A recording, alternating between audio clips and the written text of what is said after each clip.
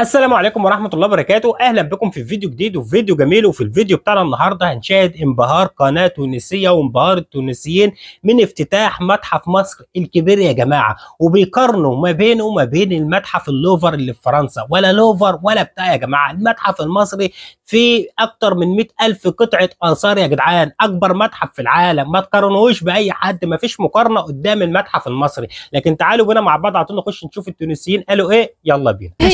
نحن لنا تليفون. عدينا الويكاند على وقع تصاور واي وتصاور بالحق ودنيا كلها جايه من الفراعنه وحقبه الفراعنه ومصر وافتتاح المتحف المصري الكبير. ليفينمون كبير لكن زاد الانجاز كبير برشا والمتحف ياسر مهم. فهذا اعطاني فكره انه نحكيو على المتاحف المهمة حول العالم ونحكيو على كان كفانا الوقت وخلتنا الكورة على على كل ما هو فرعوني وموجود في المتاحف حول جميل العالم. جميل جميل. باهي يا سيدي، حسب راي هاني اعطيني اكبر متحف يجي لبالك في العالم. متحف مهم. اللوفر فين؟ فرنسا، في باريس. تنجمش تتصور قديش ينجم يكون كبره مساحته. خاطر كبروا صعيب خاطر المساحه نتاع المتحف هذا صحيت. جميل حسب رايك. اعطينا سهل لنا شوي، اعطينا فوق ال 50,000 متر مربع ترى نقولوا 50 هكتار 65,000 لا 80,000 اقل. زينب 70,000 80,000 لا رفع ستي فيها 10 هكتارات. ما نعرفش 100,000 10 هكتارات 100,000. جعفور 100,000 أكثر من 100,000. مشيت وأنا زرته 3 مرات تقريبا في 300,000 كيلومتر مربع. 80 دونك 60,000 72,000 متر مربع ديكسبوزيسيون. مساحته أكبر لكن العرض 272,000 متر مربع. وفيه تراه رباب قداش حسب رايك من قطعة اكسبوزي معروضة؟ 100,000 لا مش 100,000 500,000 لا أقل من 50,000. لحد الآن فما نقطة بركة عند 37,000 قطعة 40,000 مش بعيد. أقل شوي برك أكثر شوي. قداش قلت؟ 37 أقل من 37 35,000. النقطة الرافعة فكهلك 35,000 أوفر معناها اكسبوزي في اللوفر. اللوفر يغطي من الانتيكيتي إلى حدود 1848. فيه يمسح المراحل هذه كلها. لي بوان فور نتاعو هما لي زانتيكيتي ايجيبسيان، من الحاجات بيان سور المصريه الموجوده. وهذا اللي باش يصعاولوا في المتحف. ديجا فما مراسلات كبيره وفما حاجات تجابت بالذمه واسترجعت من دول بعينها لتاثيث صحيح المتحف المصري الكبير. احنا في الاخر باش نوصلوا لمصر، لكن غير اللوفر يا رباب شنو المتحف تنجم تسميه لي؟ فما هذيك نتاع العلوم اللي هي بالتاريخ الانسان نتاع بريطانيا. متحف بريطاني فما كبير. البريتش ميوزيوم في لندرا كيف فيه 92 جاليري بيرمانونت. فيه قاعات عرض مختلفين باغ تيم 92 دايمين. وفما ديما عروض تتزاد على خاطر تعرفوا باغ اكزومبل احنا حبيت ديما نقول لكم على انه نهزوا موروث نتاع بلاد معينه ونمشيو نعرضوه في بلدان اخرين. وفما جينيرالمون بلدان اللي اضعف من البلدان الاخرى. فساعات مثلا احنا في تونس صارت حاجه حكاو فيها الباحثين قعدوا سنين وخرجوا حاجات رومانيه وما تعرضتش. عرضها الاول ما صارش في تونس رغم انه عندنا متاحف. عروضها الاولانيه مثلا صارت في ايطاليا وفما حاجات في طور الاسترجاع والنجم ما نجموش بيان سور في كل بلاصه. توا هذوما المتاحف الكبيره الكل فيها موروث فرعوني براتيكمون الكلهم. فما الموزي دو ليرميتاج في سان بطرسبورغ روسيا، هذا زاد معرض كبير ياسر. ومن لي بوان فور نتاعو متحف سامحني،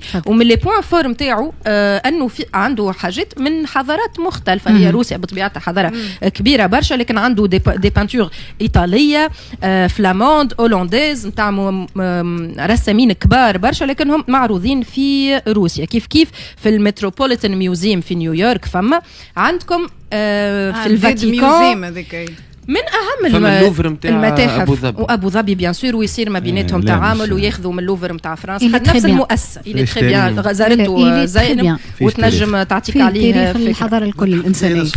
قبل المتحف المصري الكبير متحف القاهرة زاد متحف مهم من أهم المتاحف. المتحف القاهرة قبل ما نعملوا المتحف الكبير واللي هزوا منه برشا حاجات وحطوهم في المتحف المصري الكبير. متحف القاهرة فيه 120 ألف قطعة بالطبيعة يغطي من لونسيان امبير حتى الفترة الإغريقية الرومانية. فيه من أهم الحاجات معناها عالميا الكنز متاع توت عنخ آمون، لو تريزور دو توت عنخ آمون. فيه موميات رويال ملكية اللي شفتوا النقل متاعهم اللي صار هذاك ليفينمون اللي صار قبل هذايا الطريق الأكباش صحيت ودي ستاتيو وهذايا الكل. باهي سيدي خلينا نمشي طريق الكباش للمتحف المصري الكبير. شكون سمع معلومة شدته خاطر احنا ويكاند كامل نسمعوا نحكيوا على المتحف المصري الكبير؟ انا سمعت اللي هما ايزون ريكونستيتوي المقبرة نتاع توت عنخ آمون الا المومياء قاعدة ماهيش الغادي ما تحولتش من بلاصتها اللي هو وادي الملوك على خاطر باش تقعد المكانة نتاع وادي الملوك ويقعدوا الزيار يجيو.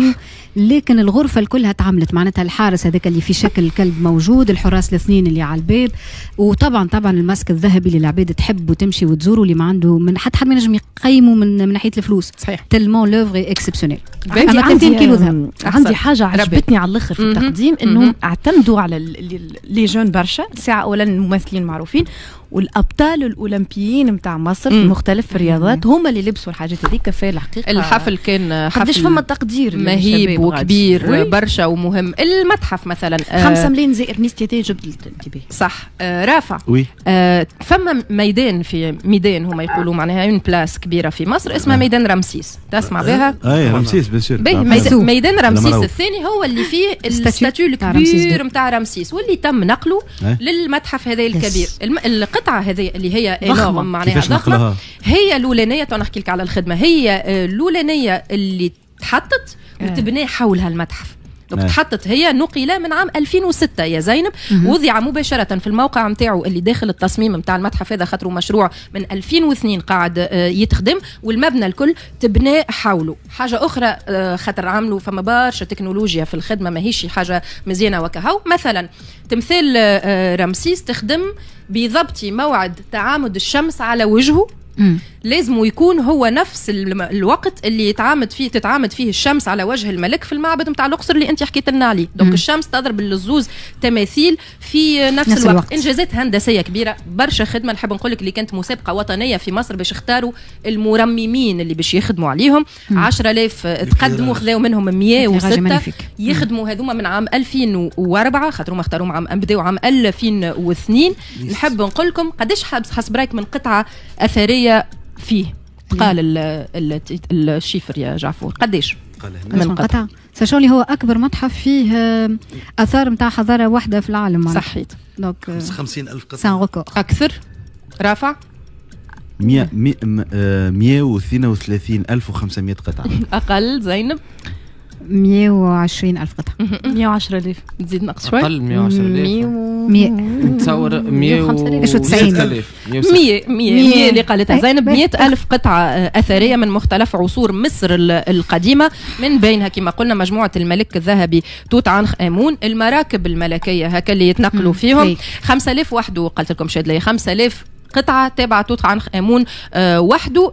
متحف المتحف هذايا ولا هو أكبر متحف في العالم متخصص لحضارة واحدة كما حكينا في المعارض الأخرين الكلهم يبدأ عندهم مجموعات مختلفة وماخذين من بلايص مختلفة. هذايا المتحف اللي مصر لمت فيه حضارتها الكل وقاعدة تحاول تستحفظ. قول مدام على حضارة واحدة. حبيت جوست نقول يعني متحف كبير اسمه متحف باردو واللي تونس عندها اكبر. لحظه برك لو وصلتوا معايا لحد كده يا ريت ما تنسوش تدعموني بلايك الفيديو واشتراك في القناه عشان يوصلكم كل جديد واكتبوا لي رايكم في الكومنتات. والمعروف عن المتحف اللوفر وطبعا يا جماعه متحف اللوفر بيضم مجموعه من الاثار لمختلف الحضارات في العالم طبعا وطبعا ده كله ما يجيش نص اللي موجود في متحف مصر الكبير اللي بيضم طبعا اكتر من 100,000 قطعه اثار لحضاره واحده وهي الحضاره المصريه القديمه يا جماعه. لكن نكمل مع بعض الفيديو ونرجع تاني. يلا بينا. والله سؤال على حكايه المتحف. تفرجتوا انتم في العرض من الافتتاح اون ديريكت ولا ما تفرجتوش؟ شو احسن حاجه عجبتكم في الافتتاح؟ الميزون سين انت الميزون سين ميزون سين زين وبرشا حاجات زين خاطر انا فما مثلا لي درون لو سبيكتاكل دو درون بالنسبه لي كل شهر ينجموا يطلعوا حاجه جديده ويخليوا العباد تجي تصور ريت لك ليراج هذاك الساعه هو البلاصه هو معمول في هضبه الجيزه على بعد 2 كيلومترات من الاهرامات معناها انت توت ليكسبيريونس انت تمشي للمتحف الكبير وتتفرج على الموقع الاصلي معناها السياح كيف يجيو يمشيو للمتحف يمشيو للاهرامات في نفس النهار في نفس السيركوي وهذا اكيد باش يتخدم عليه احنا بعضهم 5 ملايين باش يدخل بيان سور. اما العرض زينب الحفله معناها برشا حاجات الساعه لي سوبرانو الاصوات اللي عندهم الكتيبه الميزون سين الضوء الدنيا الفنانين اللي ياخذوا فرصتهم عايشه ياسمين العابد اللي عمرها 19 سنه اما محلى بريزونس نتاعها ومحلى بريزونس واللغات والدنيا وغلطه ليه معناها خدمه كبيره اكيد تحضير حاجات كيف ما هكا ياخو اشهر وياخو سنين كان لازم وصحه ليهم يتوقعوا موسم سياحي اكسبسيونيل في الافتتاح هذا وانا يفكرني ما فما حتى حد في الدنيا ما يعرفش مصر على خاطر الفراعنه معناها تقول له الايجيبت يقول لك بيراميد انت الحفلات اللي تصير في الاهرامات تدوخ يفكرني الحقيقه بافتتاح كاس العالم تاع قطر ثم تكنولوجيا كبيره برشا ثم ميزون سين ثم رؤيه ثم رؤيه خويا راهو شيء كبير برشا يحكيو فلوس اي تنجم تكون عندك فلوس ما عندكش رؤيه مشروع من وقت مبارك ولا جابوا المشروع ولا حاجه باهيه على الاخر معناتها وزير الثقافه دو ليبوك هو اللي جا وعطى كلمه نتاع افتتاح وهذا زاد مارك باهيه برشا معناتها قالوا راهو هذا مشروع موجود في مصر عنده توا اكثر من 20 سنه والبلاد قاعده تخدم عليه اكثر من 20 سنه دونك حاجه باهيه برشا زينب ما نحبش نعاود نفك الكلمه اما فكره الكونتينيتي نتاع الدوله صاحب الفكره عام 96 صاحب الفكره اللي هو وزير ثقافه في حكومه في النظام القديم نتاع مبارك يجي يقولها يكرم خاطر هذه فكرته وموجود في الاحتفال وموجود ومبجل وهذه فكرته ما فماش قطيعه في الدوله خاطر الدوله تنجم تبني كان كي تكون في الكونتينيتي. وشكون عطى كلمه اخر مجدي يعقوب مثلا دكتور نتاع زراعه القلب اللي هو نجم من النجوم نتاع العلم انه يقول فوالا هذا راهو هذه بلادنا وهذا شنو فيها هي اكسبشنال صح عليهم ان شاء الله. وبكده يا جماعه نكون وصلنا لنهايه الفيديو بتاعنا النهارده اتمنى طبعا الفيديو ده يكون نال اعجابكم لو عجبكم الفيديو ما تنسوش تعملوا لايك للفيديو اشتراك في القناه عشان يوصلكم كل جديد وقولوا لي ايه رايكم في الكومنتات على الفيديو ده وايه رايكم في كلام التونسيين اشوفكم على خير فيديو جديد والسلام عليكم ورحمه الله وبركاته سلام.